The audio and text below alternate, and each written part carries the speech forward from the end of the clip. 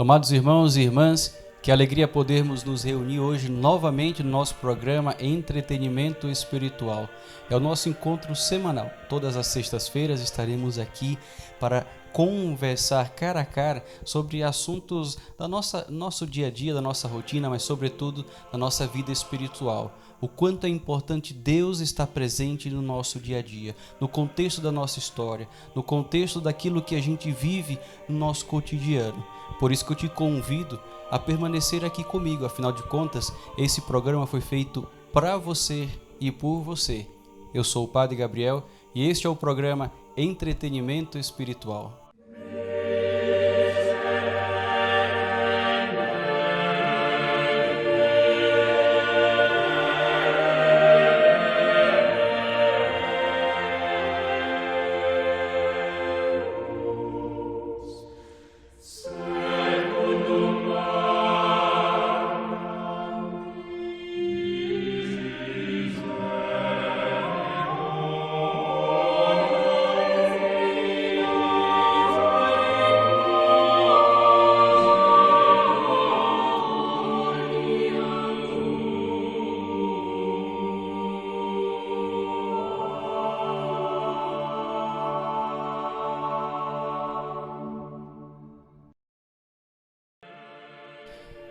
Amados irmãos e irmãs, o tema de hoje é um tema muito interessante.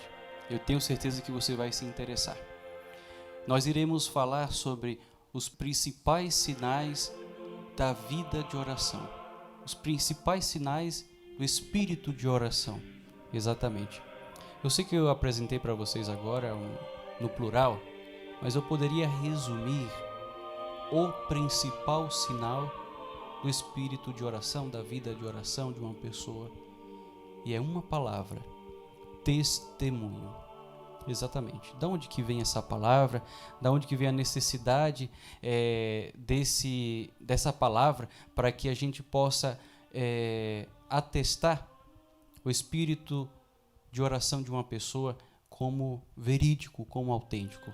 Bom, no primeiro século do cristianismo, quando os cristãos, logo após a ressurreição de Jesus, e começaram a surgir aqueles cristãos que, os recém-batizados, aqueles que acabaram de se encontrar com o Evangelho e, portanto, com Cristo, eles tinham uma sede tão grande, uma radicalidade tão grande, uma vontade tão imensa de demonstrar o seu amor por Cristo, que eles eram capazes de doar a própria vida para querer testemunhar esse amor.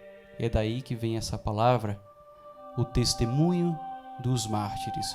Mártir ou martírio significa testemunho ou testemunha. Exatamente.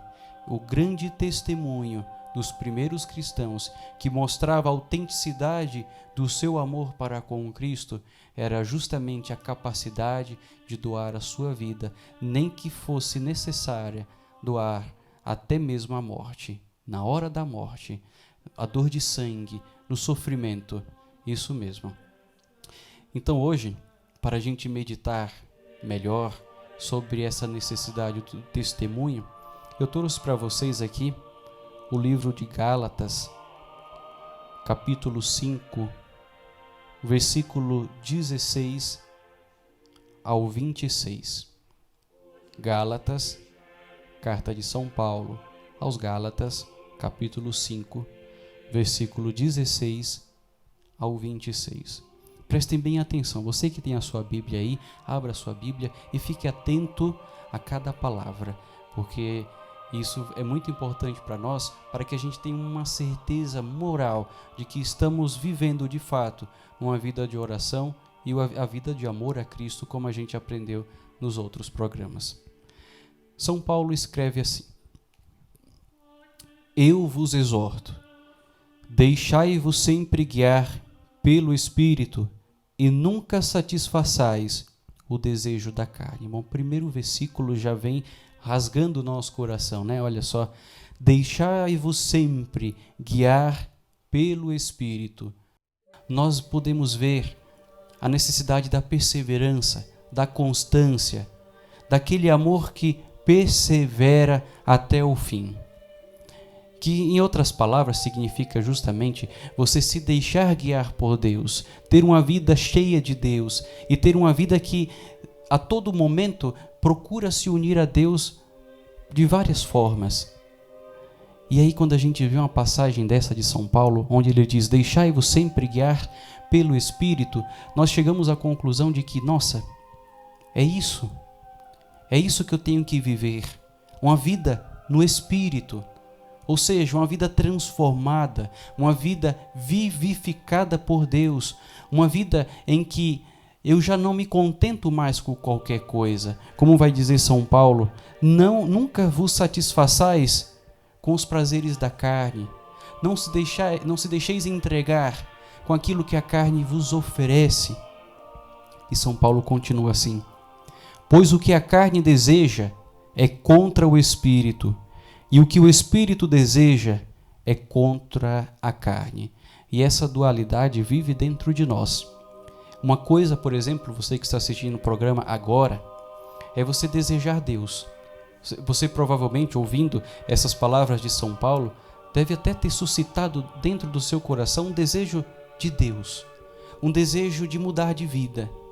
Mas você sabe muito bem que a tua carne está ansiando por outras coisas. A tua carne quer se distrair com prazeres temporais, com jogos, com bebedeiras, com tantas coisas, com uma vida de sexualidade desregrada, com meios de comunicação. Você sabe muito bem que a vontade nossa, em diversos momentos, é não estar com Deus, é não nos esforçarmos para buscar uma vida de intimidade com Deus. Mas o desejo do Espírito, e é isso que a gente descobre quando recebemos aquela gota do amor de Deus dentro do nosso coração, por meio até mesmo das palavras da Sagrada Escritura, nós atestamos que necessitamos de Deus, que desejamos Deus, que a nossa alma anseia por Deus e deseja o Deus vivo, e que o corpo deseja as coisas da carne. E São Paulo diz ainda, são o oposto um do outro, e por isso nem sempre fazeis o que gostaríeis de fazer. Exatamente assim, né? Quem está caminhando comigo nesse itinerário espiritual, desde o começo dos nossos programas, sabe muito bem que não é um caminho muito fácil. Nós desejamos estar com Deus, mas encontramos muitas dificuldades nesse percurso.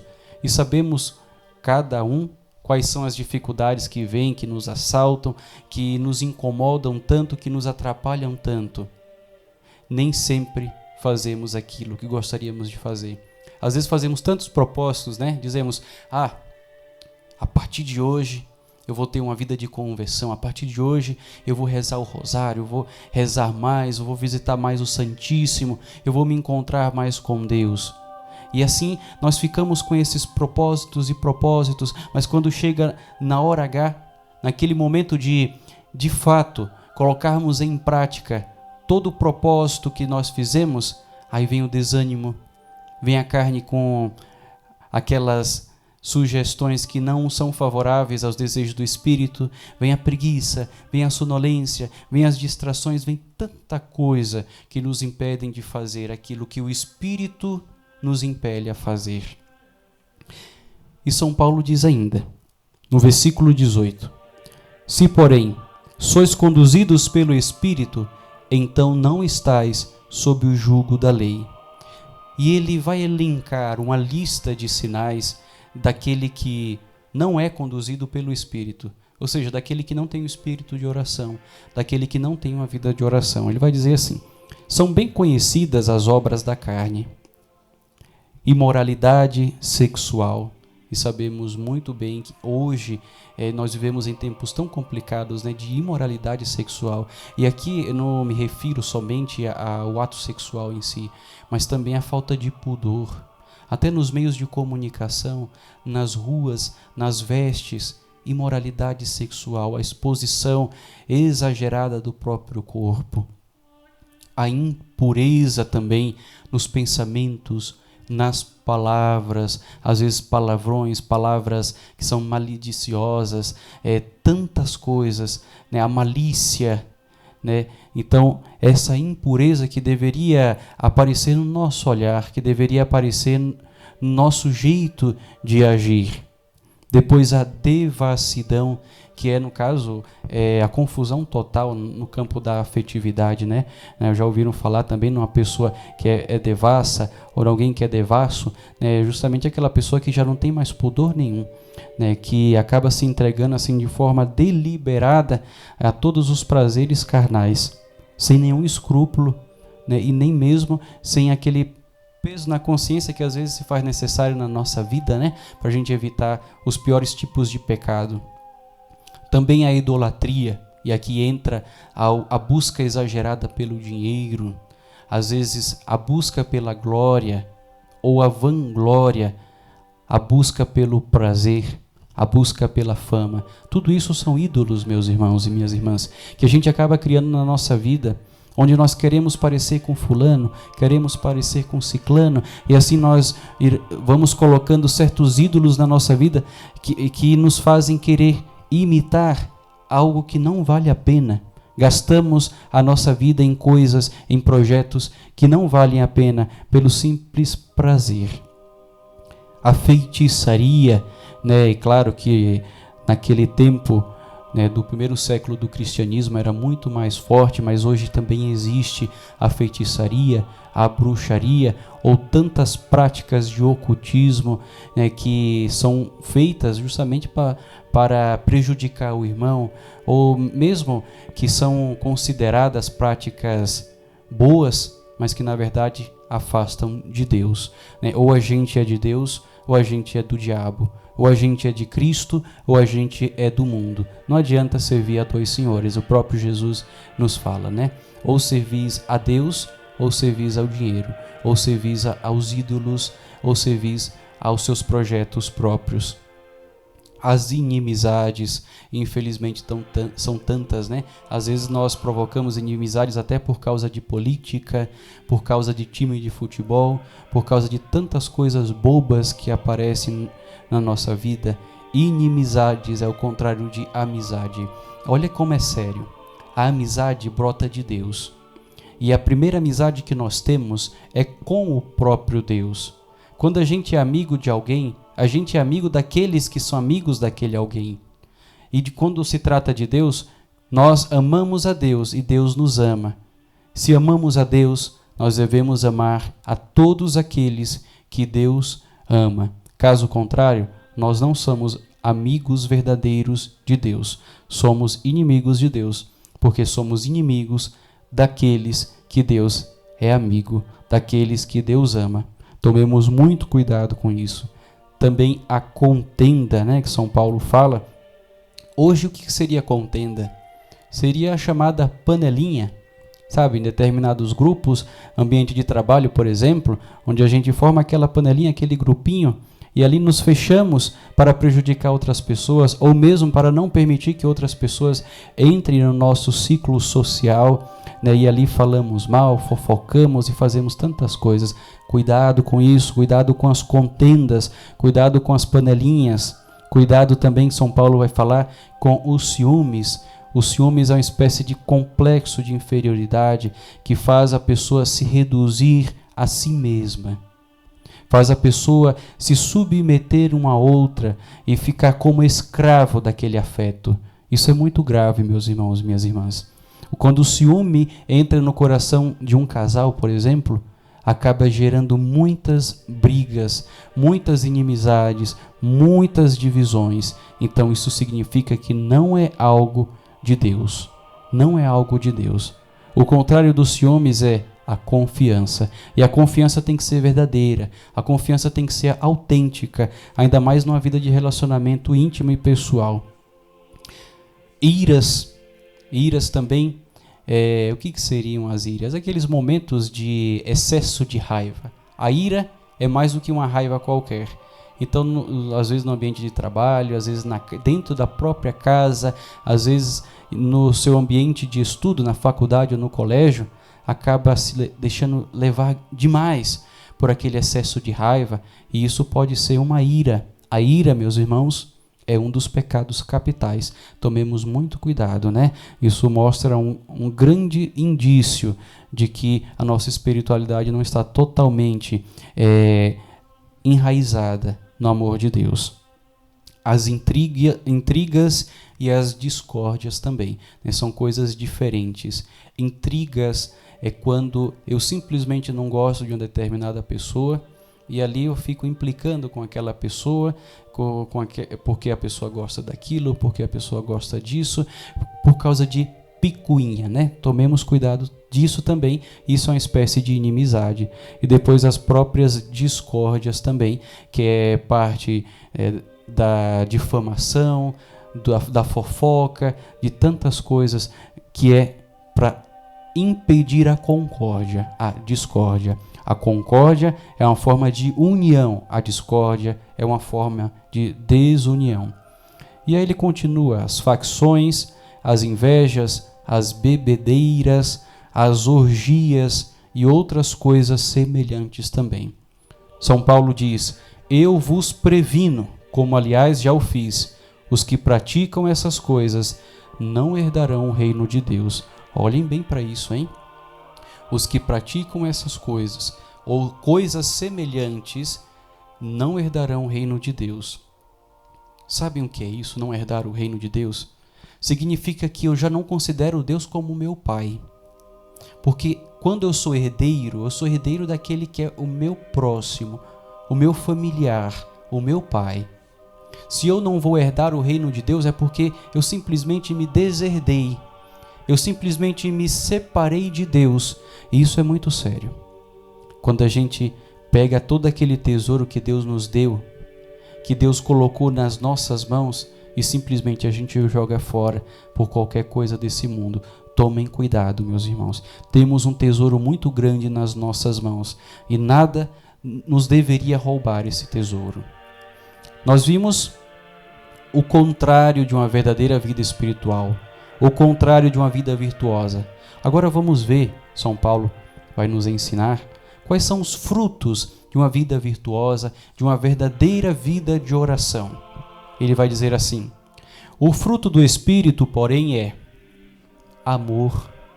E o amor aqui se compreende como o amor a Deus, o amor ao próximo, a alegria. Olha, pois é, uma coisa que para nós parece um sentimento qualquer, né?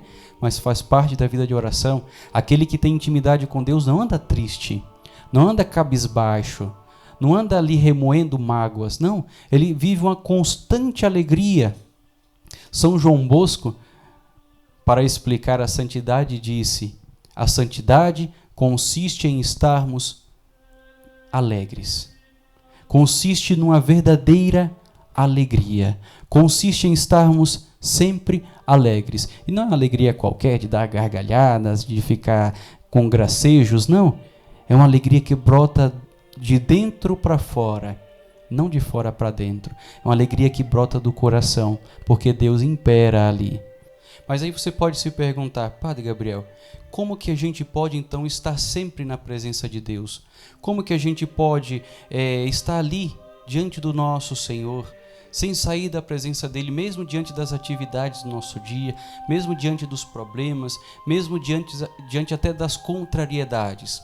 Bom, você que tem o seu caderno, o seu bloquinho de anotações, anota aí. São 3 formas bem práticas de você não sair da presença de Deus. A primeira forma é: coloque o amor de Deus em primeiro lugar na sua vida. Exatamente, em primeiro lugar. Padre, mas eu amo muito a Deus, eu já coloco Deus.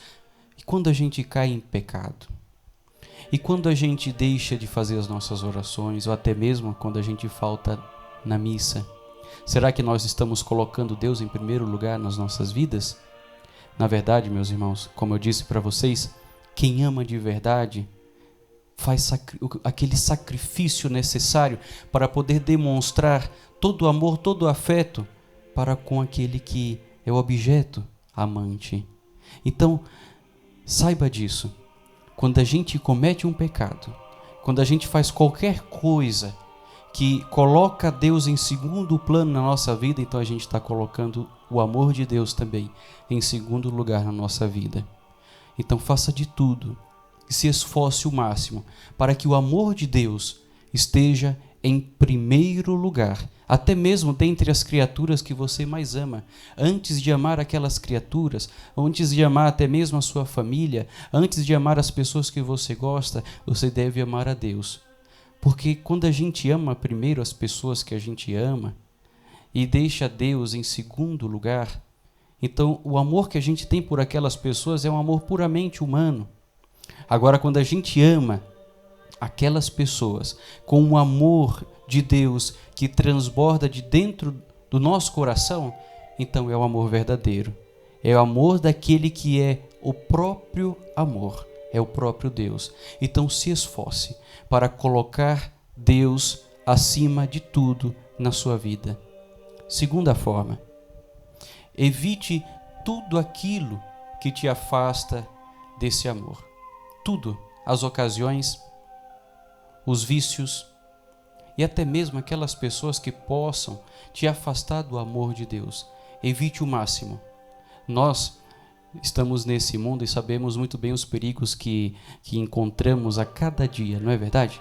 Cada vez que estamos tentando viver uma vida na graça de Deus, cada vez que nós nos esforçamos para viver na santidade, de repente vem aquela ocasião, vem aquela pessoa, vem aquele momento que tenta de alguma forma nos derrubar, ou tenta de alguma forma nos afastar daquele princípio, daquele propósito inicial. Nesse momento você vai ter que fazer uma escolha, ou Deus ou essa situação, ou Deus ou essa pessoa, ou Deus ou esse sentimento momentâneo. Nada nesse mundo pode ocupar o lugar de Deus. Isso a gente tem que colocar bem claro dentro do nosso coração. É por isso que Deus tem que estar em primeiro lugar na sua vida, porque nada nesse mundo vai substituir o amor de Deus na sua vida. Então tudo aquilo que você sabe que pode te afastar de Deus, você deve fugir dali. Você deve se afastar daquilo. Você deve correr longe, igual como dizem, o diabo corre da cruz. Com a mesma potência, com a mesma vontade de viver o amor de Deus. Se agarre no amor de Deus e não permita que nada te afaste dele. Nenhuma ocasião, nenhum pecado, nenhum prazer, nenhum vício. Terceiro ponto, fale constantemente com Deus. Quando a gente ama uma pessoa, a gente deseja falar constantemente com essa pessoa. Basta vocês verem um casal de namorados, né, não se largam um momento até pelo celular, né, estão sempre mandando mensagens, recados, querem se ver o mais breve possível porque se amam, porque estão apaixonados, porque se gostam. Quando a gente ama a Deus de verdade, a gente deseja constantemente falar com Deus. E aí a gente põe um termômetro, hein? Para a gente saber se a gente ama a Deus de verdade. Será que você busca falar com Deus constantemente na tua vida? Pois é, eu faço um lançamento novo para você. Lanço um novo celular, Deus, e um novo WhatsApp, a oração. Você quer se comunicar com Deus constantemente? Pois é, pega esse novo celular da tua vida, clique nesse novo aplicativo e comece a falar com Ele. Quantas horas nós perdemos diante de um celular? Pois é, perca, e essa não é a palavra, mas para melhor ilustrar o que eu quero dizer, perca muito tempo, gaste muito tempo diante de Deus. Mesmo que não seja na igreja, na tua casa, no teu trabalho, se coloque na presença de Deus, mesmo que seja alguns segundos de prece, mas fale com Ele. Não desperdice esse momento tão precioso. E quando tudo parecer difícil, quando o estresse começar a tomar conta do teu ser, quando as dificuldades, as preocupações começarem a ocupar qualquer esperança virtuosa que deveria permear a tua vida espiritual, coloca a tua mente em Deus. Pensa nele, começa a falar com Ele, mesmo que seja para dizer: meu Senhor e meu Deus, cuida dessa situação, cuida da minha vida, eu te entrego tudo nas tuas mãos, mas entregue de verdade. Entregue como quem confia e como quem de fato não quer mais se preocupar com aquilo. Quando a gente confia algo nas mãos de alguém, a gente simplesmente confia. A gente não fica o tempo inteiro ali preocupado, será que vão fazer direito? Não, a gente confia. E esse alguém não é qualquer um, é Deus. É Deus que tudo pode, é Deus que tem o poder de todas as coisas. Portanto, fale com Ele com frequência. Aí você pode dizer assim, padre, o senhor falou essas 3 formas de viver a perseverança na oração, mas de forma muito prática, no meu cotidiano, no meu dia a dia, como que eu posso viver isso? Bom, tudo na nossa vida tem um começo, um meio e um fim. Na vida espiritual não é diferente. A vida espiritual tem um começo, um meio e um fim. E é por aí que você vai ter que meditar como que você vai permanecer no amor de Deus, permanecer na oração. Um começo, o teu dia. Assim que você acordar, que você abrir os olhos, não pense no trabalho que você vai ter que enfrentar daqui a pouco. Não pense no ônibus que você vai ter que pegar, ou no carro, no caminho longo, o trânsito que você vai ter que enfrentar, naquele funcionário que você sabe que vai ter que encontrar para corrigir ele, ou mesmo naquele patrão complicado, estressado. Não pense nisso. Pense em Deus. É difícil. Eu digo para vocês porque eu sei que é difícil. Mas tem que fazer o esforço, porque a primeira coisa que a gente pensa quando a gente acorda é aquilo que está mais ocupando o lugar na nossa mente.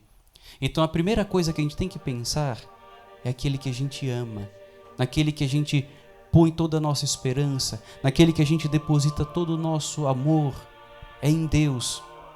Vai acontecer, por exemplo, de você que está vendo esse vídeo agora, tentar fazer isso amanhã. E que bom que você tente fazer isso amanhã.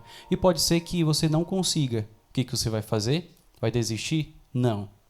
Imediatamente, logo após o primeiro pensamento que te assaltou, que não era um pensamento tão bom, não era um pensamento tão necessário, você vai imediatamente substituir aquele pensamento por Deus e pedir perdão. Senhor, fiz o propósito de pensar em Ti hoje, em primeiro lugar, mas acabei pensando em outras coisas.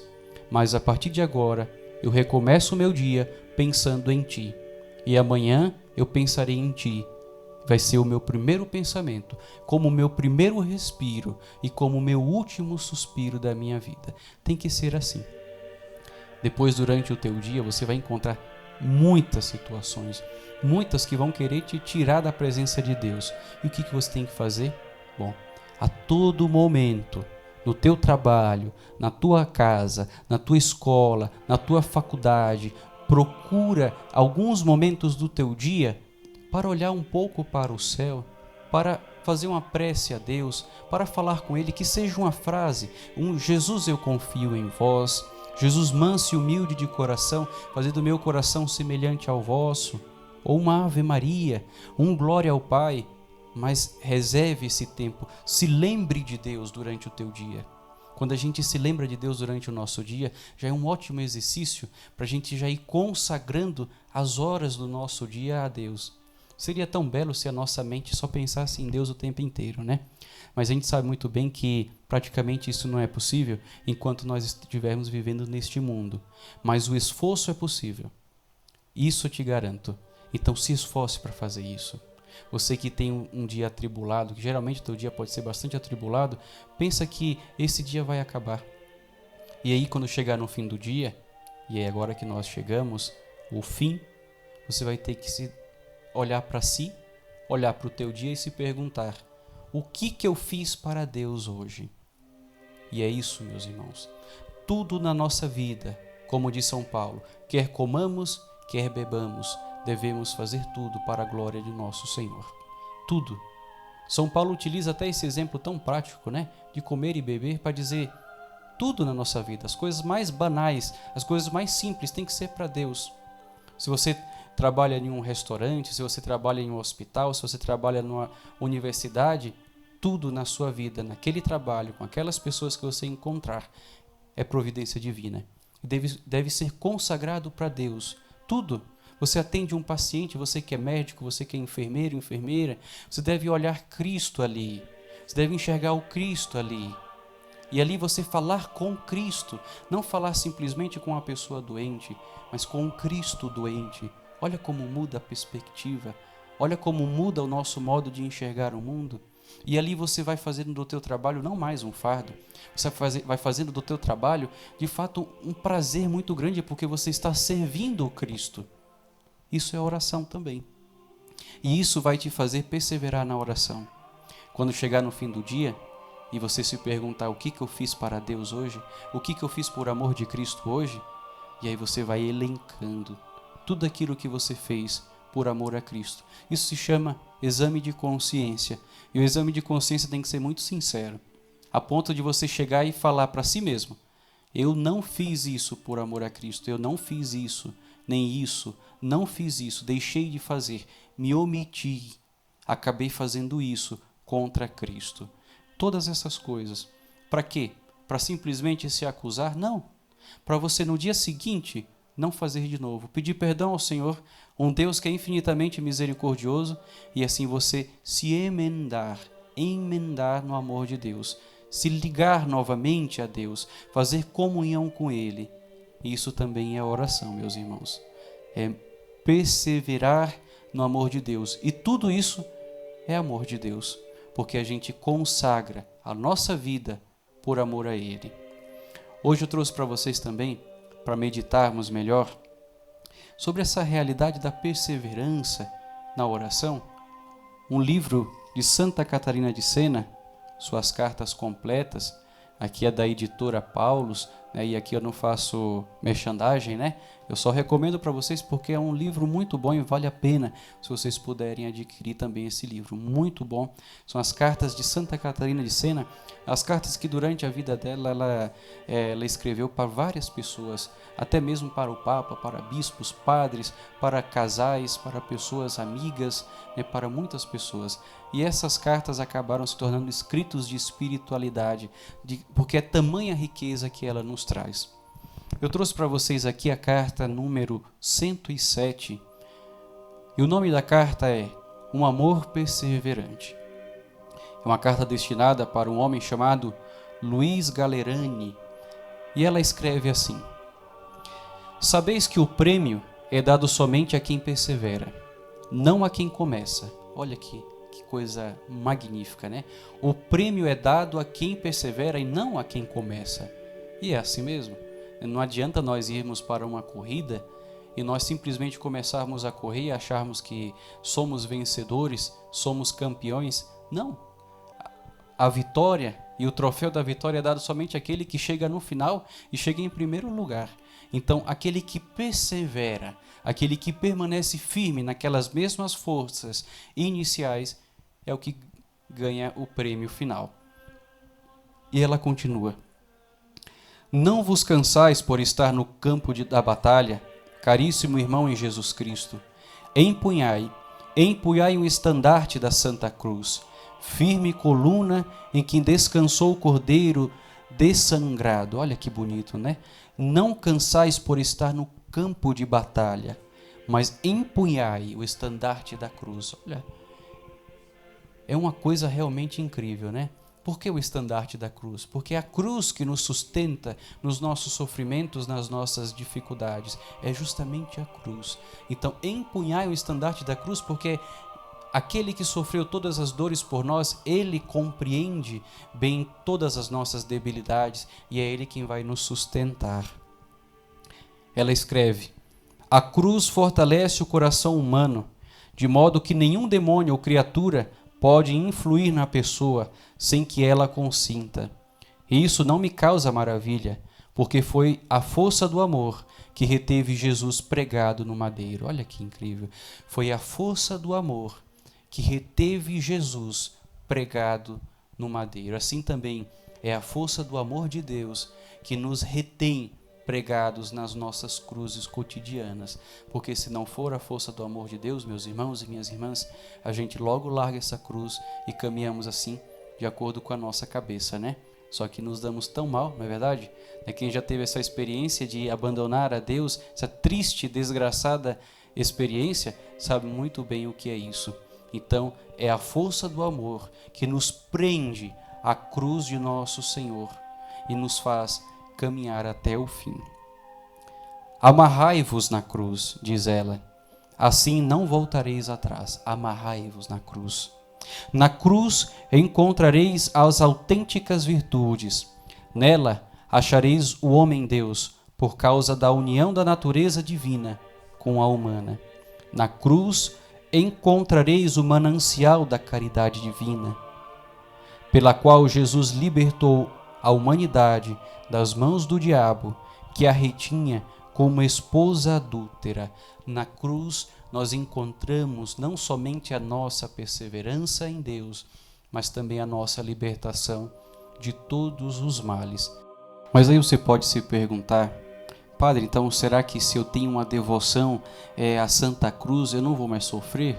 Não, não é isso que eu estou falando. O sofrimento faz parte da nossa vida. O sofrimento nessa vida terrena, como a própria Salve Rainha que a gente reza, né?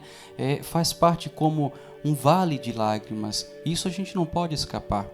Agora, a libertação que a cruz nos proporciona é uma libertação no sentido negativo desse sofrimento, porque Cristo sofreu por amor a nós. Cristo esteve nessa terra, nesse vale de lágrimas, sofrendo todos os sofrimentos que nós já sofremos, mas para nos libertar deles. Nos libertando como? Nos fazendo carregar a nossa cruz de cada dia, não mais com os olhos turvados de dor, não mais com lágrimas, mas com um sorriso de esperança de quem olha para o céu e sabe que lá é a sua meta. E é isso, meus irmãos. Durante essa semana, faça esse exercício. Medite bastante a Santa Cruz. Assim como nosso Senhor perseverou até o fim na sua caminhada rumo ao Calvário, por amor a nós, persevere Persevere até o fim da sua vida, carregando a sua cruz nos ombros, mas por amor a nosso Senhor, por amor ao céu, por amor à Santa Igreja. Agradeço pela sua companhia. Semana que vem, com a graça de Deus, iremos nos encontrar novamente. Não se esqueça, se você ainda não se inscreveu no nosso canal, de se inscrever no nosso canal. Ative o sininho para que você fique sempre por dentro de todas as nossas atualizações. E claro, dê o seu joinha, escreva seu comentário e compartilha também esse vídeo para que mais pessoas conheçam também essa verdade da perseverança na oração, da perseverança em Deus, e mais pessoas também perseverem no amor de Cristo. Muito obrigado, até a próxima.